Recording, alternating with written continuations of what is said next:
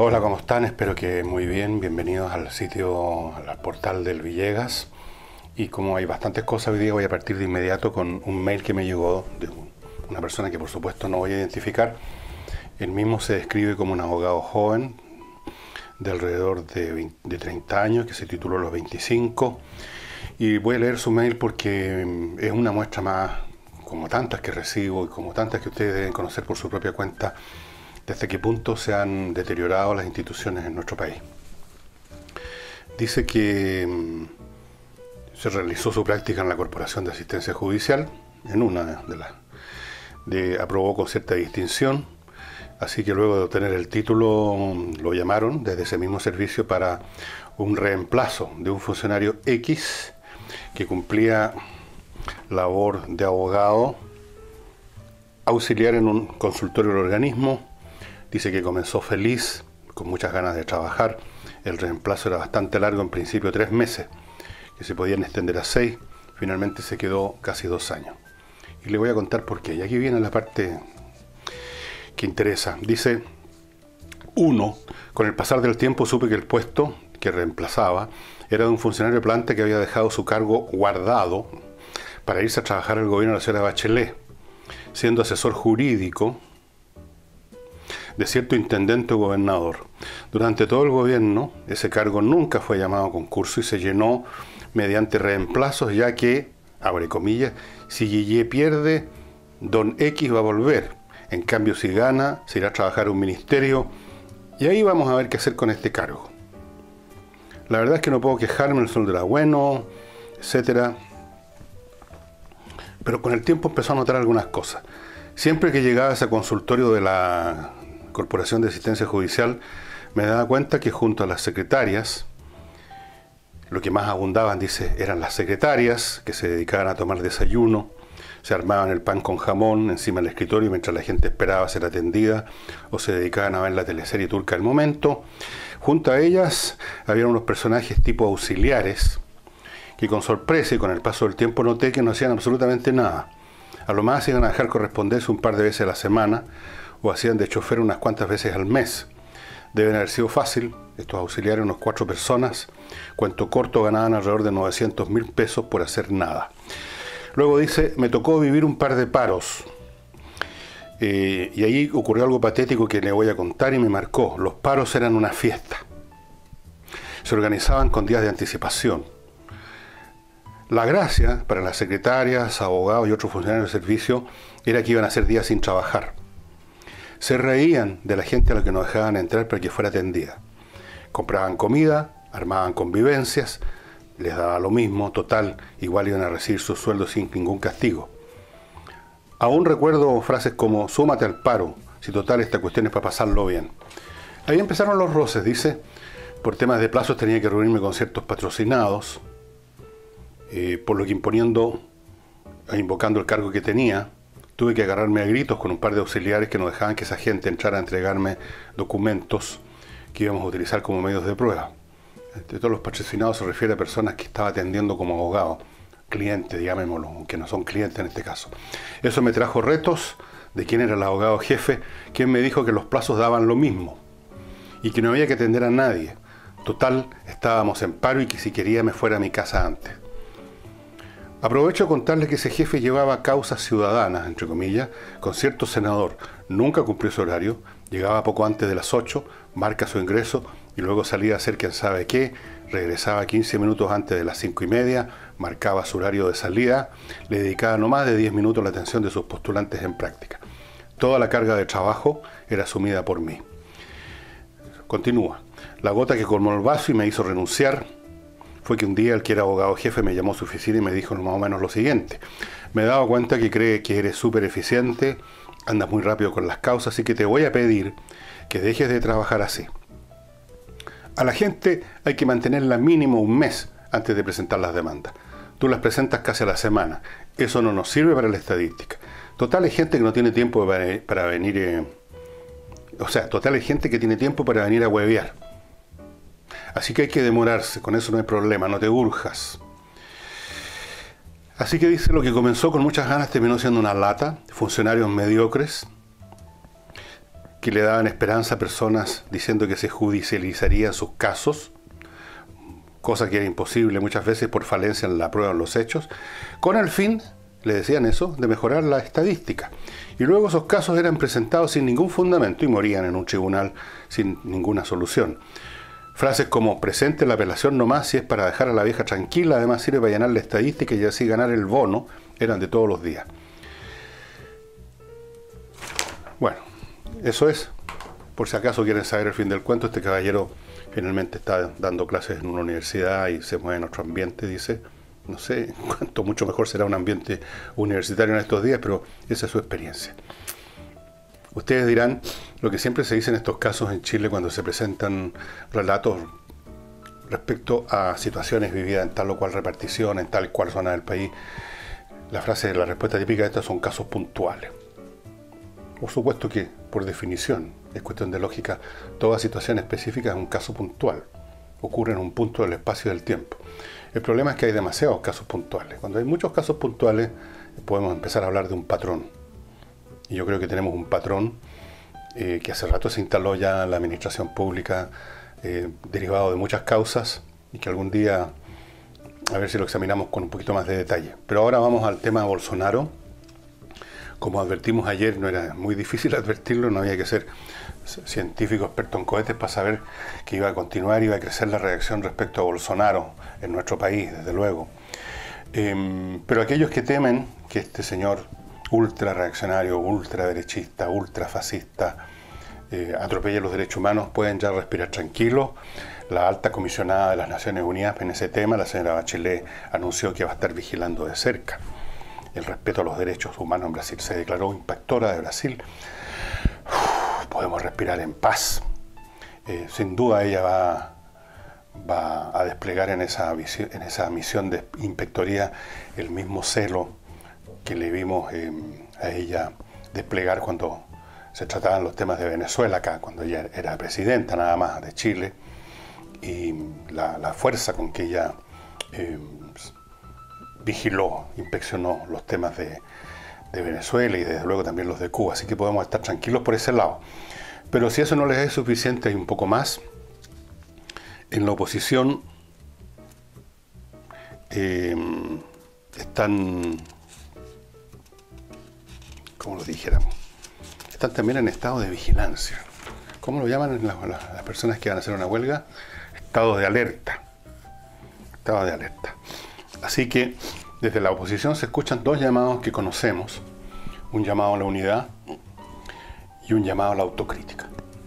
El llamado a la autocrítica nació, me parece que de alguien del Frente Amplio, y el llamado a la unidad viene de aquellos que no pueden vivir sin esa unidad, porque están en este momento en difíciles condiciones. Me refiero a la ex nueva mayoría, ahora con Convergencia Progresista. Entonces, en lo particular hemos visto algunas declaraciones muy importantes del señor Tellier, el secretario general del Partido Comunista, o cualquiera que sea el nombre que tiene ahora ese cargo, que en referencia a este tema dice que es necesaria una alianza de todos los demócratas. Así es que podemos estar tranquilos porque el Partido Comunista es una colectividad política que tiene una enorme vocación y experiencia en el tema de la democracia, así que podemos contar con otro respaldo aparte de la alta comisionada. A la pasada, Tellier aprovechó de hablar del tema de la corrupción y dijo que hay que luchar contra la corrupción. Así que bueno, como que el problema, porque se hablaba de la corrupción a propósito de las situaciones que se han vivido en muchos gobiernos progresistas que han dado muestras de corrupción brutales, como precisamente Brasil. Entonces Tellier reconoce que aquí hay un tema, pero lo trata un poquito quizás como si el problema de estos gobiernos progresistas que han habido en América Latina fuera ese, específicamente. Es decir, un poco como un niño que es un muy buen alumno, súper inteligente, pero de repente hace lecera, entonces tiene mala conducta. No, ahí se anduvo equivocando Tellier. El tema de los gobiernos de tinte progresista en América Latina no ha sido puramente o primeramente o únicamente la corrupción, la mala conducta, ha sido la incompetencia, que es mucho peor todavía. Mi madre, que seguramente está a diestra de Dios Padre Todopoderoso, decía siempre que prefería un hombre malo a un imbécil. Quizás, haciendo una derivada de esa frase, podríamos decir que para un país es preferible un corrupto a un inepto. Porque el corrupto es alguien que roba aquí y acá, saca, como quien dice, una tajada de todo. Pero el inepto lo hunde todo. O sea, no hay ni siquiera un pastel al cual sacarle una tajada. Lo quema, ¿no? Lo arruina en el horno. Pero Tellier presentó los problemas del progresismo como que fueran un tema de corrupción, de mala conducta. Yo creo que ahí estamos un poquito equivocados, compañero Tellier. Hay un llamado al centro desde la izquierda, el viejo llamado al centro. Antes se llamaba los compañeros de ruta. Eso cuando se decía elegantemente. Cuando se decía así para callado entre ellos mismos en alguna conmemoración se hablaba de los tontos útiles. Bueno, es el llamado al centro, un centro mítico, no sé en qué consiste en este momento el centro, en qué ha consistido nunca el centro. Hay muchos partidos que se consideran representantes del centro, ¿no? Por ejemplo la democracia cristiana, pero nunca han definido bien de qué se trata. Así es que, de todas maneras, tenemos que además agregar a estos respaldos que está disfrutando ahora, a partir de ahora, el pueblo brasilero, para que no llegue este ultraconservador a atropellarlo. Tenemos que agregar a Elizalde, que a la pasada entonó otra canción del sector, habló que hay que defender la diversidad.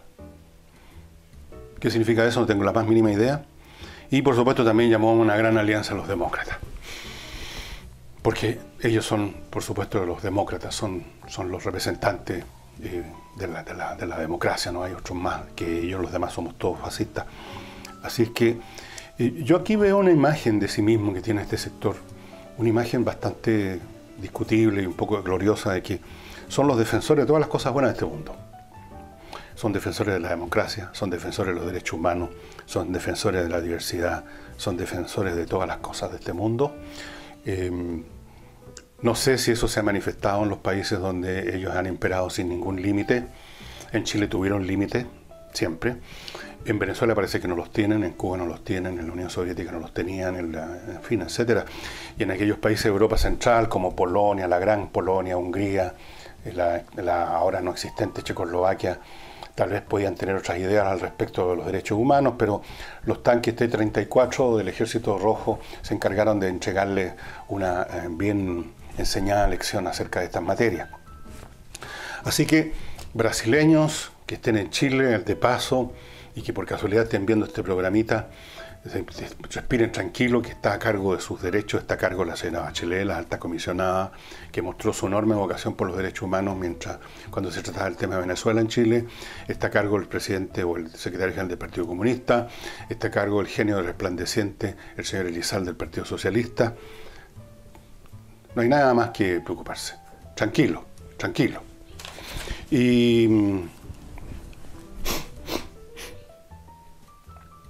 el tema de la reforma previsional, por supuesto. Ayer la oposición anunció, o anteayer y salió ayer en la prensa, que ellos desean que el tema del pilar solidario se trate como un proyecto aparte y no como parte del proyecto, del paquete completo que va a presentar el gobierno en su momento. Y uno se pregunta, ¿por qué? ¿Cuál es la diferencia entre tratar A, B o C aquí o tratar A, B o C acá? ¿Sí, no es cierto? ¿Por qué? Bueno, voy a ofrecer una posible explicación de esta situación. Porque si eventualmente ellos votan favorablemente lo del pilar solidario, pero lo votan en forma separada, como un proyecto aparte, entonces ya parece menos un proyecto del gobierno que un proyecto de ellos. Sobre todo si le meten muchas indicaciones y por lo tanto lo llenan de su propio talante. Ellos se sienten y siempre se han sentido como los propietarios de todas estas cosas solidarias, ¿no? La solidaridad, las cosas que favorecen al pueblo. Entonces, si ellos lo separan y lo votan con las indicaciones que sea, que le van a meter seguramente, parece un proyecto de ellos. Parece un proyecto que ellos sacaron para lograr defender al pueblo chileno de la otra parte del proyecto, que es por supuesto para ayudar a las grandes empresas, al gran capital. Siempre ha sido una bandera de la izquierda lo de la solidaridad, y por lo tanto no les interesaba que apareciera un proyecto solidario en el seno de un proyecto del gobierno, de la derecha a derecha. ¿No es cierto? Que era menos interesante. Si el proyecto salía bien y favorecía al pueblo, esta parte del pilar solidario me refiero específicamente, iba entonces a estar favoreciendo al gobierno que lo había presentado en su paquete. Discutido afuera, aparece como el último baluarte que logra la izquierda defender y logra hacer aprobar a pesar de los designios malignos del gobierno. Así es que, si quieren llevar el eventual mérito, y para eso lo primero que tienen que hacer es separarlo del paquete, sacarlo del paquete, y así acercarlo más a ellos mismos. ¿Me comprenden? Esa es la lógica o la psicológica de esta maniobra. Yo no sé si lo habrán pensado así en frío, tan cínicamente, si ustedes quieren, pero me tinca que sí. Me han dicho, no, pues compañero, ¿cómo vamos a dejar que el gobierno se gane unos cuantos puntos de rating con un proyecto, con el tema del apoyo solidario? Si eso es nuestro, esa es nuestra bandera de lucha. Hagámoslo aparte, va a aparecer un proyecto nuestro, va a ser un proyecto nuestro, lo vamos a convertir en un proyecto nuestro. Esa es la razón, creo yo, la razón política. Así es que, ya no entiendo ni mi propia letra, así es que, eso. Así es la política, estimado amigo. La deshonestidad es una de las virtudes capitales. Así es que, ¿qué más les puedo contar? Tengo varias cosas más.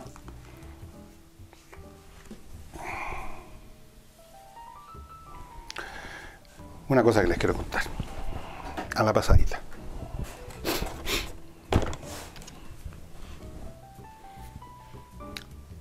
Vino personalizado. Vino personalizado, estimados amigos.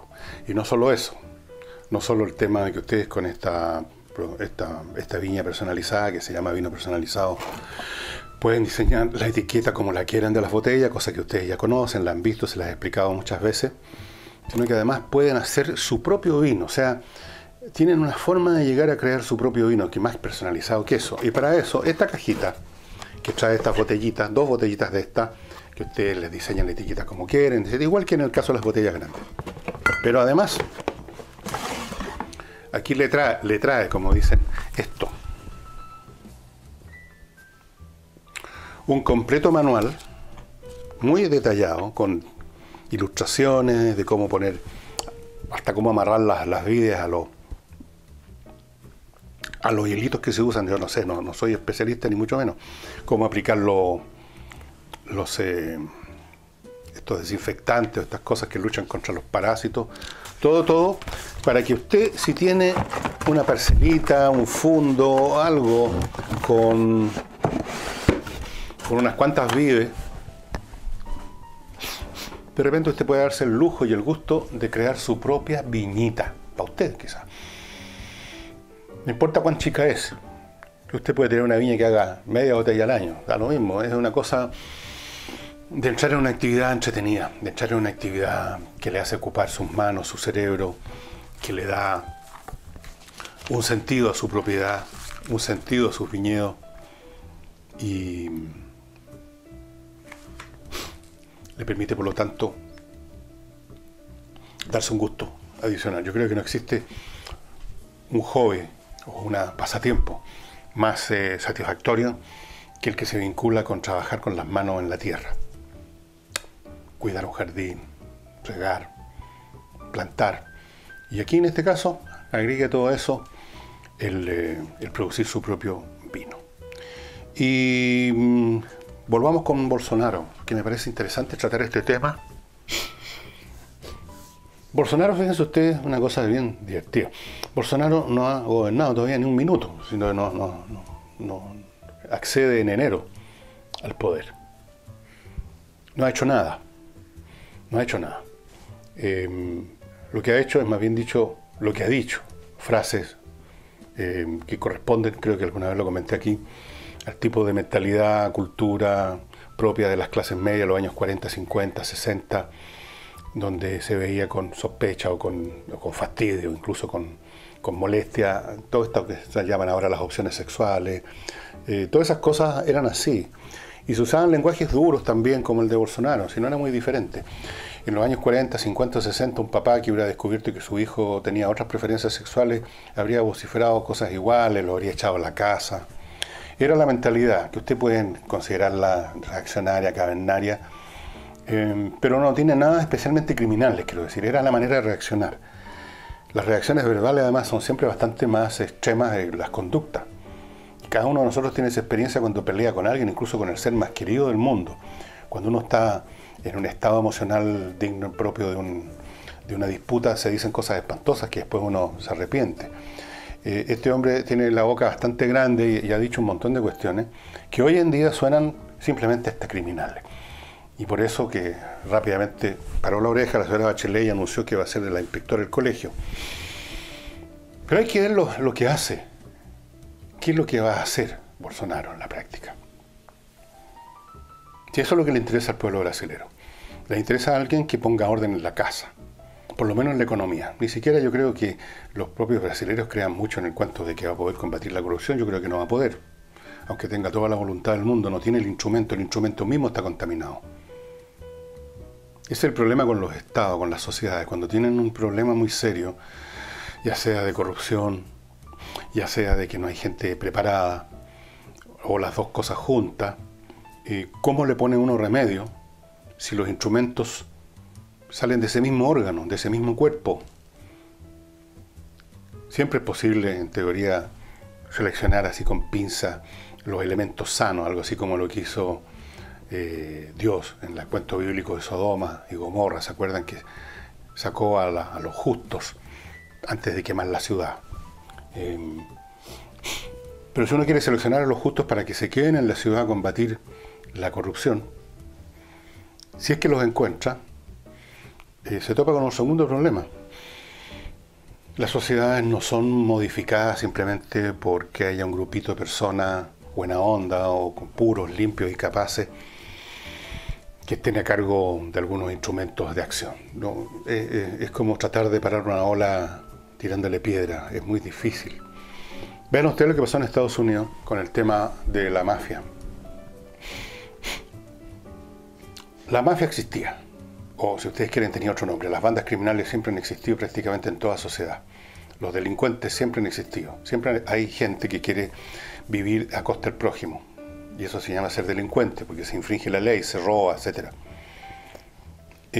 A propósito de la prohibición, esas bandas criminales se convierten en las mafias que todos hemos visto en 1.000.000 de películas, las mafias de Chicago, Al Capone, Frank Nitti, toda esa gente malísima, capaz de matar a su abuela por $10.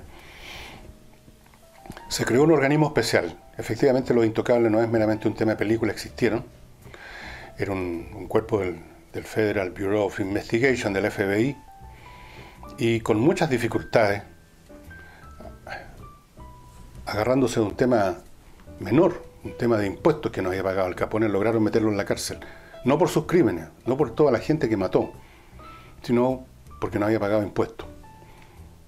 Revisaron su libro de contabilidad y ahí está, por ese lado lo agarraron. ¿Pero ustedes creen que se liquidó a la mafia? La mafia eventualmente simplemente cambió de giro.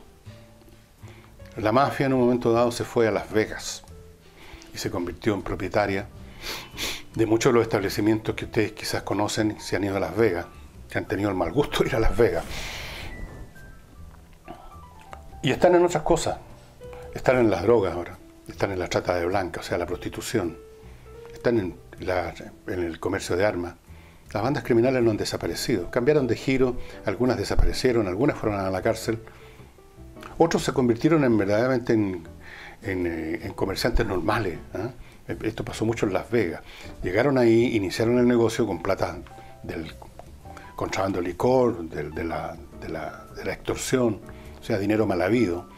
Pero con el tiempo ese dinero se empezó a adquirir buena conciencia, que empezó a adquirir un olor fragante a cosa honesta. Y seguramente murieron los que iniciaron el negocio, los hijos, los nietos, son personas un poco más civilizadas, en todo caso se dan cuenta que es mucho mejor negocio actuar dentro de la ley, porque igual nos faltan los que van a jugar a los casinos, y para qué van a estarse. Aún así todavía guardan como una reserva táctica por ahí, la capacidad de usar fuerza letal y todas esas cosas. No crean ustedes que eso ha desaparecido. En otras palabras, estos instrumentos, estos combates contra el delito, la corrupción, no hacen sino transformar. No hacen sino transformar el cuerpo enfermo en otra cosa. Trasladan el tumor de una parte del cuerpo a otra. Y en el mejor de los casos, la acción contra el delito, contra la corrupción, contra la banda organizada, permite mantenerlas más o menos a raya, que no crezcan demasiado. Esa es la única cosa que se puede esperar. Así que en el caso de Bolsonaro, que se encuentra con un país que está permeado de arriba a abajo en la corrupción, porque lo que ustedes conocen, lo que sale en la prensa, no es más que eso que llaman la punta del iceberg. Si usted va me han llegado mail, y antes incluso que tuviera este portal, gente que vive allá, usted en el pueblo más chico de Brasil, en el nordeste, pueblos que usted no conoce, que no va a hablar nunca de ellos, usted quiere instalar una panadería y va a tener que coimer a medio mundo, o si no, la panadería se va a incendiar una de estas noches, o usted lo va a atropellar un auto a la salida de la panadería, o van a pegarle un llamado telefónico y le van a decir, mire que está bonita su hija que va al colegio, fíjese que aquí la estoy mirando desde un auto, que ojalá que Dios la mantenga así para siempre jamás. Eso ocurre a todo nivel, todos los niveles de la sociedad brasilera, y cuando eso hace, esto es como un cáncer que ya se generalizó, no hay por dónde operarlo. Así que los brasileros que saben esto mejor que yo, porque lo viven, pues repito, eligieron a Bolsonaro no porque vaya a ser capaz de limpiar al país, sino que porque tal vez haga funcionar un poco mejor la economía de lo que estaba sucediendo con lo que sucedió con los gobiernos del Partido de los Trabajadores. Así es que vamos a ver. En cuanto a las reacciones nuestras y de otras partes, bromas aparte, ahora resulta un poco, de repente da risa y de repente produce cierta molestia, o las dos cosas al mismo tiempo, el ver a gente que nunca se ha preocupado de los derechos humanos en los países donde supuestamente están construyendo el futuro de la humanidad, nunca se han preocupado de eso y ahora vienen a manifestar preocupaciones por alguien que ni siquiera está todavía gobernando. Recuerden ustedes que durante el gobierno de la señora Bachelet, cada vez que alguien tocó, salió a la luz el tema de Venezuela, por algún episodio, algún incidente, como fueron estas manifestaciones que terminaron con muchos muertos. La izquierda en masa, generalmente, salvo algunos individuos, la izquierda, que en esa época era el oficialismo, encontró palabras para sostener, para defender ese gobierno. Y en el Partido Comunista de Frentón hablaban de que Venezuela está bajo, por supuesto, la vieja frase del embate del imperialismo norteamericano. El señor Alejandro Navarro, lo hemos visto en video. Yo tengo un video en que aparece en una manifestación en Venezuela, más revolucionario que los revolucionarios. A lo menos había un cierto silencio cómplice, ¿no? O un tirón de orejas leve. No les interesa los horrores que ocurren en Venezuela, o los horrores que ocurrieron en la Unión Soviética, o la opresión que existe ahora con el emperador Qin en China, donde hay una dictadura absoluta y sofocante del Partido Comunista, con campos de reeducación, con cámaras por todos lados. Usted no puede hacer, ¿sabe usted una cosa? En China prácticamente todas las transacciones comerciales se llevan a cabo de forma electrónica. Prácticamente no se usan los billetes ni los cheques del Pleistoceno. Y todo está controlado. Lo que usted compra, su rostro que va por una calle, todo está controlado, todo está en una base de datos, todo está... De repente usted no puede pagar para comprar algo porque en el órgano central que vigila a los ciudadanos se determinó que usted no era una buena persona, en realidad ha manifestado dudas sobre el camarada Qin, así que de repente su tarjeta ya no funciona. Es un país opresivo, pero tampoco he escuchado nunca ningún comentario del Partido Comunista ni de ningún otro acerca de China, ni de ninguna de esas cosas. ¿Y por qué, dirán ustedes? Bueno, por el doble estándar de los creyentes y de los feligreses de estas religiones políticas, porque las cosas malas que hagan, las cosas opresoras o opresivas que se hagan, los crímenes que se cometan en un país como esos, son perdonables porque son parte, son errores o son distorsiones, como dicen, pero dentro del camino hacia la sociedad, hacia el paraíso comunista. O sea, son perdonables. En cambio, los crímenes y las opresiones de una sociedad que no va en ese camino no tienen ninguna salvación, no tienen perdón de Dios. Esos son males absolutos. Incluso antes que se cometan, como en el caso de Brasil. En caso antes que se cometan, hay que tener cuidado para que no los cometan. Gracias a Dios tenemos en este momento a Santa Michelle Bachelet, dedicada a inspectoría de Brasil. Así que yo creo que eso nos puede dar alguna tranquilidad. En cuanto a los crímenes y los horrores de Venezuela y de otras partes que tienen a nuestro país con cientos de miles de venezolanos, 4 millones, más de 4 millones fuera del país, bueno, eso forma parte del camino a la sociedad comunista o progresista, llamémosla más suavecito, para que no se asusten los pequeños burgueses y los fascistas pobres. Entonces es perdonable, es entendible, es el costo social, ¿no es cierto? Hay cosas que hay que hacer. Y además aquí impera una lógica que la expresó una vez de la manera más cruda y brutal, como era su estilo el señor Stalin, conversando con esto con Churchill, cuando se reunieron con Churchill durante el curso, se reunieron 2 veces estas personas durante la guerra. Y creo que Churchill le reprochó algunos excesos y Stalin respondió con esta frase digna del mármol: la muerte de una persona es una tragedia, la muerte de millones es simplemente estadística. Y con este pensamiento del gran camarada Stalin los dejo hasta mañana. Muchas gracias también a las personas que se siguen sumando a Patreon y que permiten que este emprendimiento, como se dice ahora, siga funcionando. Y muchas gracias me siguen llegando, no saben, se me da todo el día casi, me siguen llegando cientos de mails y los respondo todos con toda clase de comentarios, sugerencias, materiales, videos, documentos. Fantástico, me están alimentando con más información de la que nunca antes tuve, porque para informarse, usar los medios convencionales es como simplemente un medio para informarse acerca de la última pelea entre las niñitas del matinal, cosas como esas. Como a mí no me interesan mucho, prefiero informarme con los mails de ustedes. Muchas gracias y hasta mañana.